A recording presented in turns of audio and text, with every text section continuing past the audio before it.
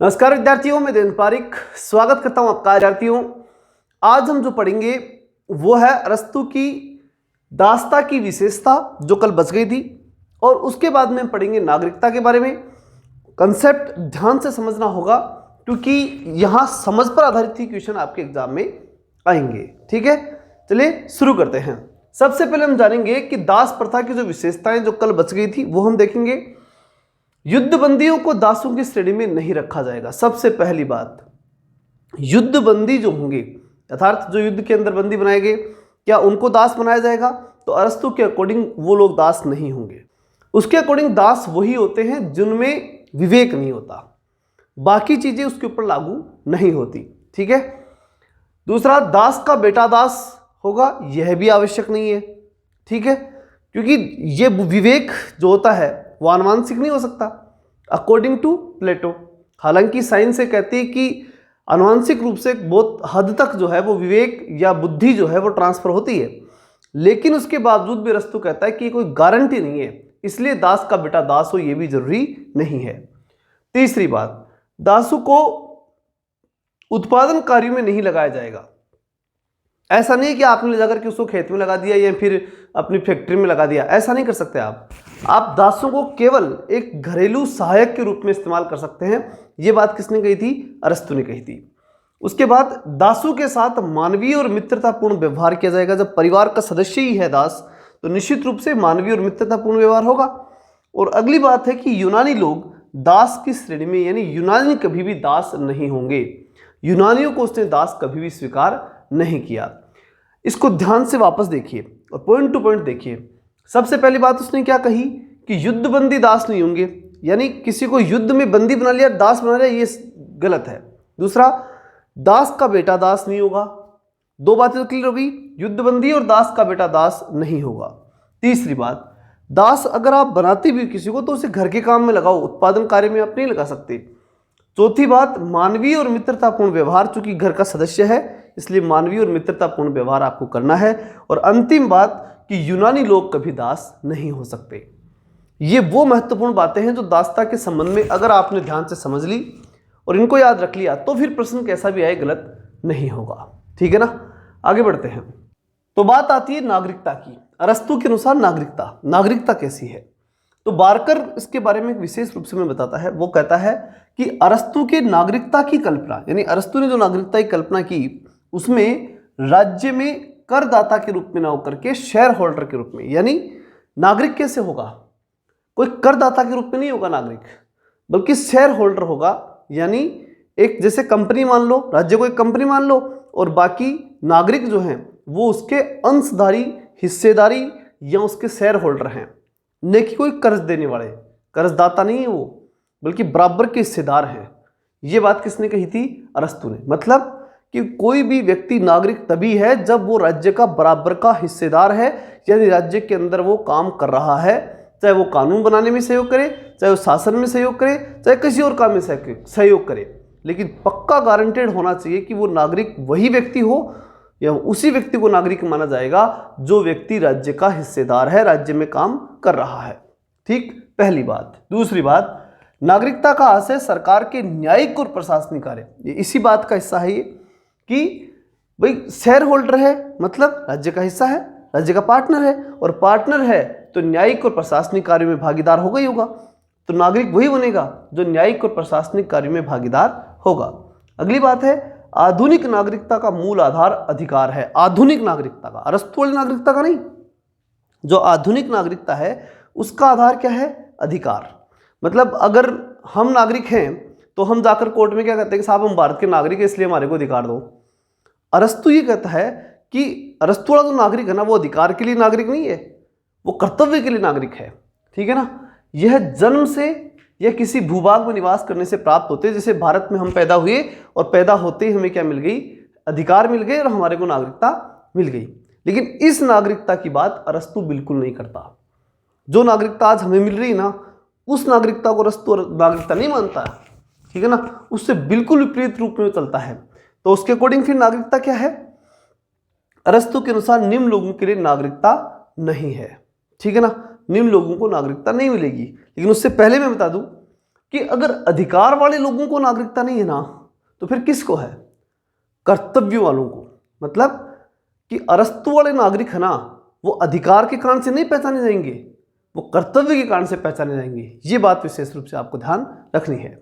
ठीक, अब बात आती है कि अरस्तु के अनुसार निम्न लोगों के लिए नागरिकता नहीं होगी। अच्छा, ये बात आगे लिखी हुई है कर्तव्य वाली, इसलिए घबराने की जरूरत नहीं है। ठीक है, अरस्तु के अनुसार निम्न लोगों के लिए नागरिकता नहीं होगी। किन के लिए नहीं होगी? सबसे पहले महिलाओं के लिए नागरिकता नहीं होगी। क्यों नहीं होगी? क्योंकि उनके पास अवकाश नहीं होगा। ध्यान रखना, अरस्तु ने नागरिक उसी को बताया जिसके पास अवकाश है, टाइम है, राज्य को टाइम दे सकता है और राज्य की शासन व्यवस्था में भागीदार बन सकता है। जो राज्य की शासन व्यवस्था में भागीदार नहीं बन सकता ना, वो नागरिक नहीं बन सकता। तो उसी आधार पर उसने महिलाओं को क्या नहीं माना?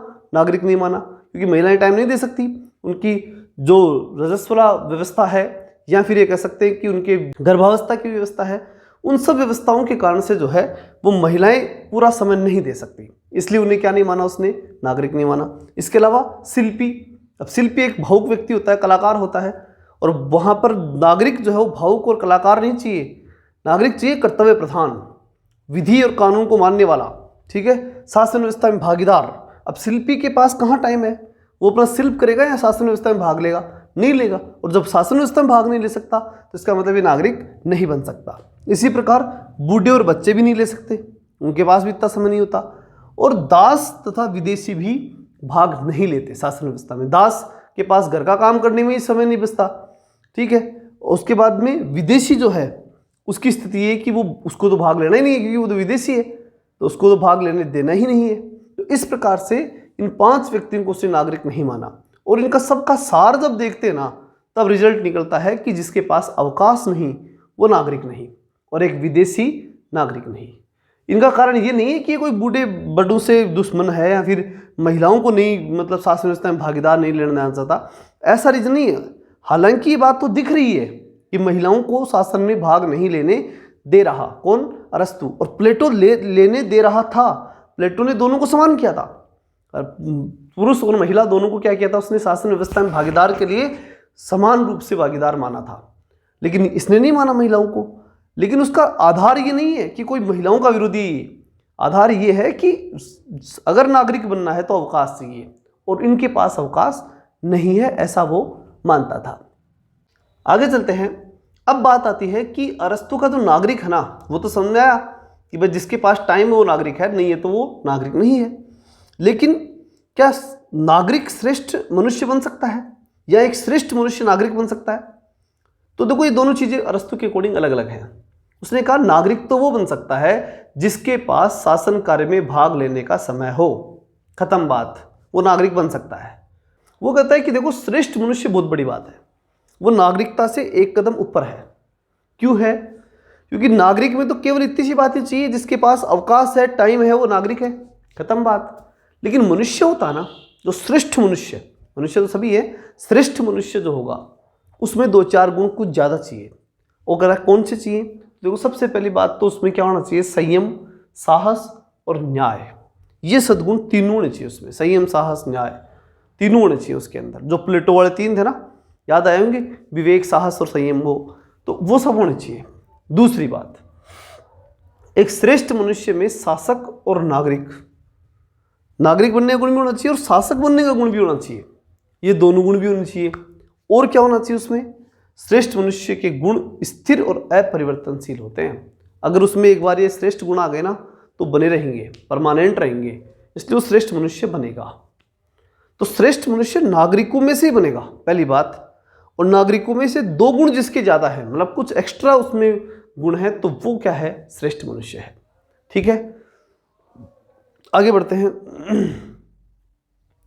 अब बात आती है कि अरस्तु के अनुसार नागरिकता के गुण, वो तो श्रेष्ठ मनुष्य के गुण थे, नागरिक के गुण क्या होने चाहिए?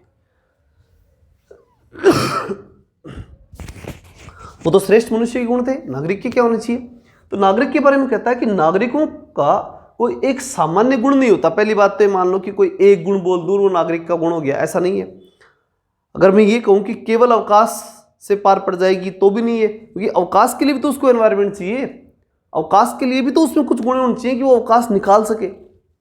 ठीक है, तो इसके लिए अवकाश तो एक मूलभूत जरूरत है नागरिक बनने की, लेकिन ये कह दे कि अवकाश है बस हो गया नागरिक, अवकाश कैसे मिलेगा? अवकाश मिलने के लिए भी तो उसमें कुछ गुण होने चाहिए। तो इसलिए अरस्तु कहता है कि नागरिक में कोई एक सामान्य गुण तो नहीं हो सकता, नहीं कहेंगे कि एक सामान्य गुण आया नागरिक का गुण सबसे बढ़िया गुण हो गया। हाँ, ये जरूरी है कि अवकाश होने चाहिए, अवकाश नागरिक के पास होना ही होना चाहिए। दूसरी बात, वो अनिवार्य गुण है, सामान्य गुण नहीं है वो। नागरिकों के गुण विभिन्न प्रकार के होते हैं तथा राज्य के विधान के अनुसार उनमें भी परिवर्तन होते रहते हैं। हर नागरिक के अलग अलग गुण होते हैं। अब जैसे हर नागरिक के अलग अलग गुण होते हैं, वैसे ही हर राज्य के लिए भी नागरिकों के अलग अलग गुण होते हैं। एक लोकतंत्र के अंदर एक बढ़िया नागरिक यही कह सकते हैं कि जिसमें अच्छे गुण हो, ऐसा नागरिक बनने के लिए उसको जो है वो वोटिंग का सिस्टम में भाग लेने का अधिकार होना चाहिए, या ये कहें कि वोटिंग सिस्टम के लिए इंटरेस्टेड होना चाहिए। इसी प्रकार से चुनाव में खड़े होने का इंटरेस्टेड होना चाहिए, ये सारे गुण चाहिए। तो एक अधिनायक व्यवस्था के अंदर एक बढ़िया नागरिक वो होगा जो राजा की कहते ही बात मान ले।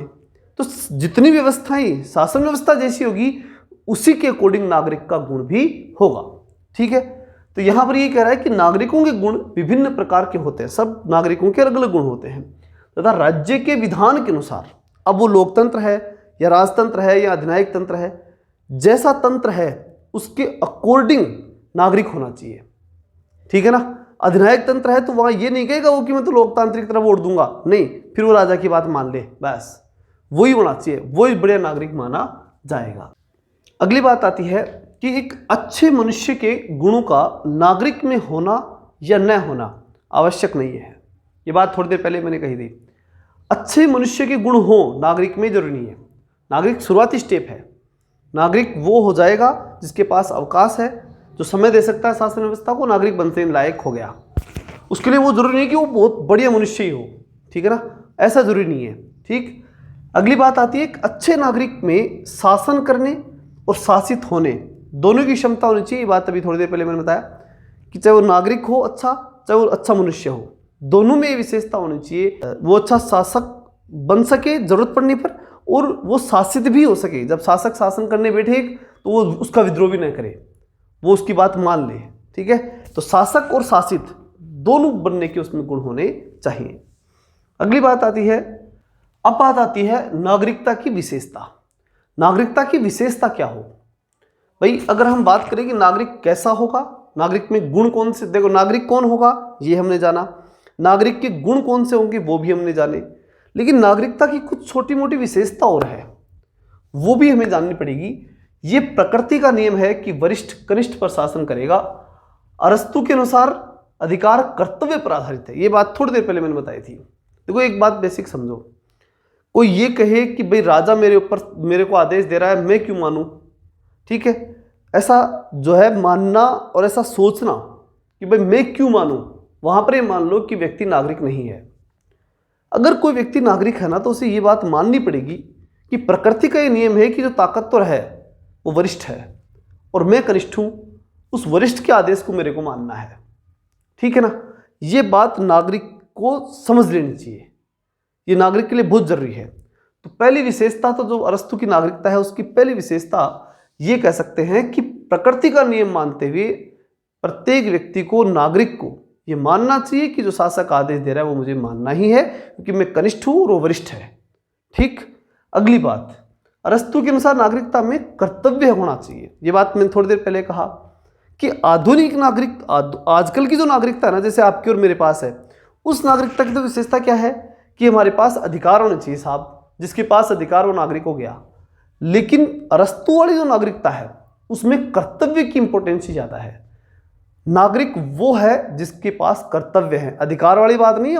अरस्तु में कर्तव्य होने चाहिए, नागरिक वो माना जाएगा।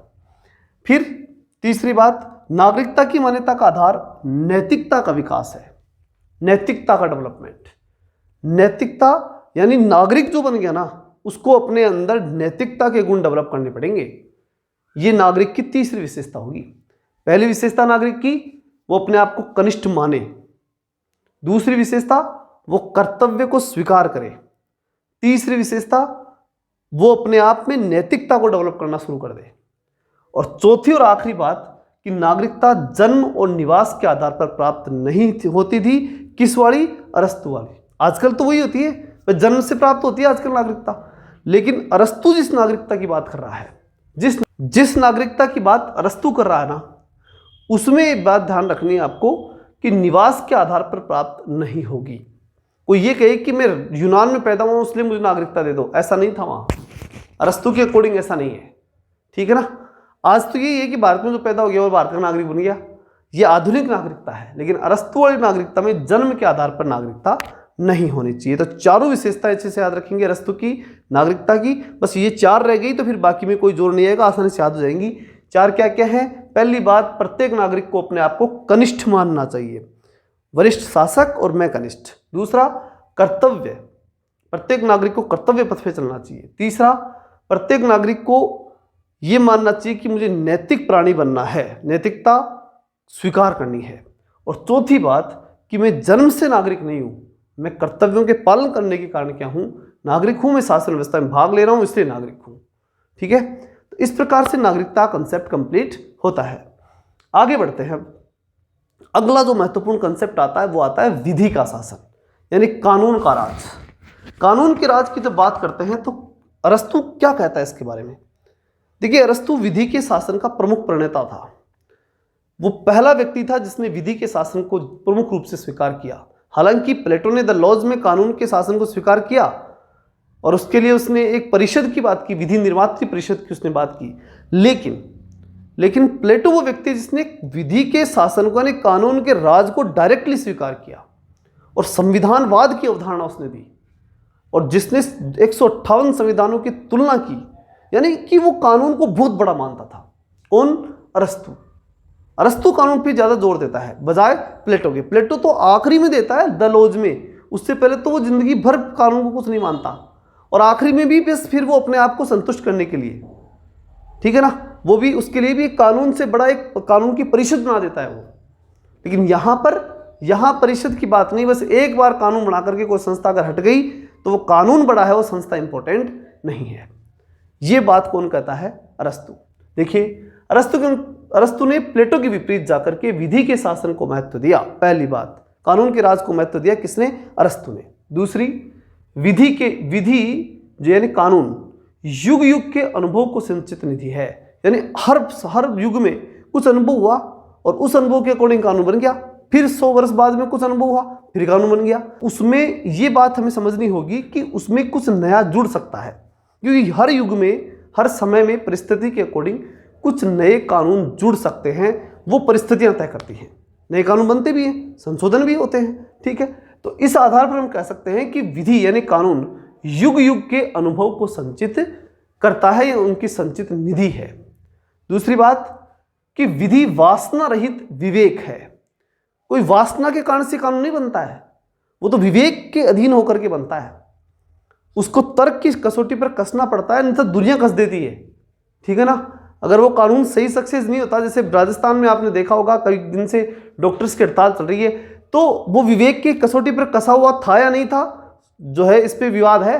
क्योंकि अगर होता तो शायद इतना विवाद इसके ऊपर खड़ा नहीं होता। तो इसलिए जो है वो कानून की एक बड़ी विशेषता होती है कि वो विवेक की कसौटी पर कसा हुआ होना चाहिए, वासना रहित होना चाहिए।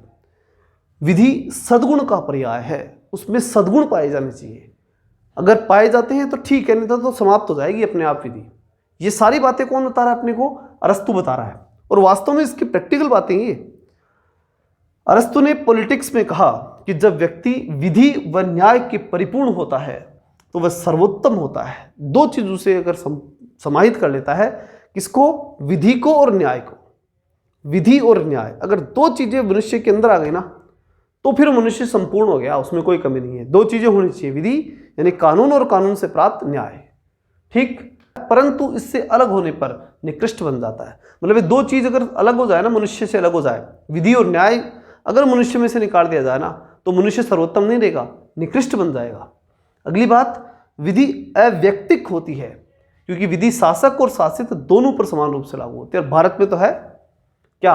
अव्यक्तिक, किसी व्यक्ति के अकॉर्डिंग नहीं है, नागरिकों के अकॉर्डिंग है, समान है, इक्वल है, कानून का राज है। जो कानून बन गया वो सबके ऊपर बराबर लागू है, ठीक है ना।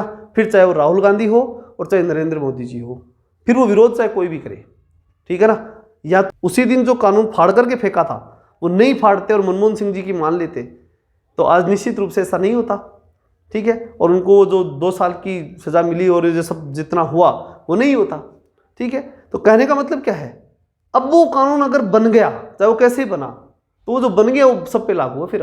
अब वो नहीं है कि भाई ये बीच में रोको साहब तो राहुल गांधी जी है, ऐसा नहीं होता। फिर कानून तो बन गया, अब उसका कोई समाधान, उसको तो फिर पालन करना ही पड़ेगा, चाहे फिर वो लालू यादव हो, चाहे वो राहुल गांधी हो, और चाहे वो अगर मोदी जी फंसे तो वो भी हो। कानून कानून है, विधि का राज है। फिर इंदिरा गांधी के समय फिर भी ऐसा हो चुका था, फिर आपातकाल लगाना पड़ा था इलाहाबाद हाईकोर्ट के मसले के ऊपर, ठीक है। इलाहाबाद हाईकोर्ट ने इंदिरा गांधी को जो है वो लोकसभा की सदस्यता समाप्त कर दी थी, और वो ये कह करके कि गलत तरीके से जो है वो चुनाव हुआ है, तो इसके लिए काम हुआ था। हालांकि हटने से पहले ही जो है उन्होंने आपातकाल लगा दिया था, और वो सब चीज़ें हुई थी जो हम डिटेल से बाद में पढ़ेंगे भी इसके बारे में। कंटेम्प्रेरी पॉलिटिक जो आधुनिक भारतीय राजनीति है उसके अंदर हम इसको डिटेल से इसका डिस्कस करेंगे। लेकिन अब जो वर्तमान की बात हम जब कर रहे हैं तो वो ये समझो कि अरस्तु यही कह रहा है, क्या कह रहा है कि जो है वो शासक, जो विधि का जो राज होता है वो अवैयक्तिक होता है। कैसा होता है? अवैयक्तिक, यानी चाहे शासक हो और चाहे शासित हो, दोनों पर समान रूप से लागू होता है।